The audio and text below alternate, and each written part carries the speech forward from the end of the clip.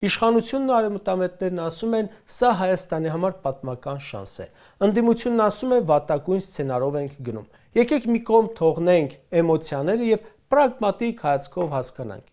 ինչ է տալիս այս գլոբալ իրադարձությունը Հայաստանին որպես պետություն եւ ինչ է տալիս Նիկոլ Փաշինյանին որպես ընտրությունների գնացող իշխանություն։ Հայաստանի պետական շահի տեսանկյունից օգուտները զուտ արարողակարգային են։ Այո, գեղեցիկ է, երբ քո երկրում հավաքվում են տասնյակ պետությունների ղեկավարներ, դա ստեղծում է միջազգային կարևորության պատրանք, հնչում են սատարող, իրավաբանական ուժ չունեցող եւ ոչ մեկին ոչինչ չպարտավորեցնող հայտարարություններ։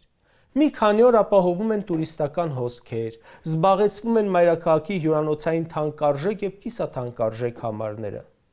Այսքանը։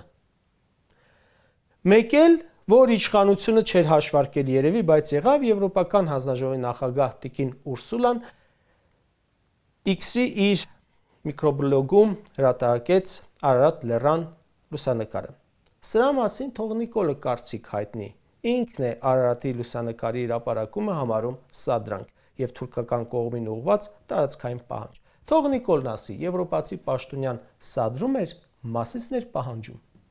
Գուցե այս միջոցառումներով ընկալում առաջանա որոշների մոտ, թե Հայաստանին մտցնելու են Եվրամիություն։ Եվրամիության դիվանագիտության ղեկավար Կայա Կալաստը ասում է, Հայաստանը ինքն է որոշում, պետք է կողմնորոշվի մեկ ամսից։ Սադրիչ հայտարարություն է սա ևս։ Տիկին Կալասը գիտի, որ Հայաստանը չի որոշում Եվրամիություն մտնելը, ինչպես որ Վրաստանի կամ Ուկրաինայի կամ բոլոր այն երկրների պարագայում էր, որոնք ուզում էին, բայց չմտան